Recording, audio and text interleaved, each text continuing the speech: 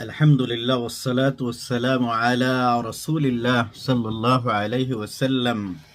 সম্মানিত ভাই ও বোনেরা, আল্লাহ সুবহানাহু ওয়া তাআলা আমাদের সকলকে দ্বীনের পথে চলার তৌফিক দান করুন, আমিন ইয়া রাব্বাল আলামিন। রাসূলুল্লাহ সাল্লাল্লাহু আলাইহি ওয়াসাল্লাম আমাদেরকে দৈনন্দিন অনেক দোয়া, জিকির এবং তাসবিহাত শিখিয়েছেন, যেসব আমল করার মাধ্যমে আমরা আল্লাহ সুবহানাহু ওয়া তাআলার নৈকট্য অর্জন করতে পারি এবং আল্লাহ তাআলা আমাদের উপর খুশি হন। ঘুমানোর সময়, বিছানায় যাওয়ার সময় রাসূলুল্লাহ সাল্লাল্লাহু আলাইহি ওয়াসাল্লাম অনেক তেলাওয়াত করতেন, তাসবিহাত পাঠ করতেন, দোয়া করতেন। এইগুলা ধারাবাহিকভাবে আমরা আলোচনা করব ইনশাআল্লাহ, এবং আমরা এগুলো মুখস্থ করে নিজেদের আমলি জিন্দেগিতে নিয়ে আসার চেষ্টা করব।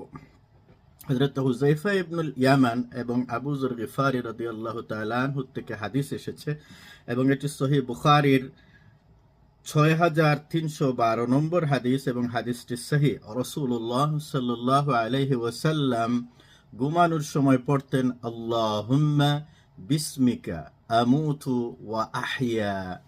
আমরা আবার পড়ি, আল্লাহুম্মা বিসমিকা আমুতু ওয়া আহইয়া। আমার সাথে আপনারা পড়তে পারেন, এবং এটি আলহামদুলিল্লাহ অনেক মুসলিম নরনারীর মুখস্থ আছে। যাদের মুখস্থ নাই তারা মুখস্থ করে নেবেন, এবং আমাদের যাদের মুখস্থ আছে সবাই আমরা ঘুমানোর আগে এই দোয়াটি পড়ব। রাসূলুল্লাহ সাল্লাল্লাহু আলাইহি সাল্লাম যেহেতু এটি পড়তেন এবং পড়তে বলেছেন, আল্লাহুম্মা বিসমিকা আমুতু ওয়া আহইয়া, আল্লাহুম্মা বিসমিকা আমুতু ওয়া আহইয়া। এটি হচ্ছে, এর অর্থ হচ্ছে, হে আল্লাহ তাআলা, আপনারই নাম নিয়ে আমি ঘুমাচ্ছি, আমি মারা যাই, এবং আপনার নাম নিয়েই আমি জীবিত হই, অর্থাৎ জাগ্রত হই।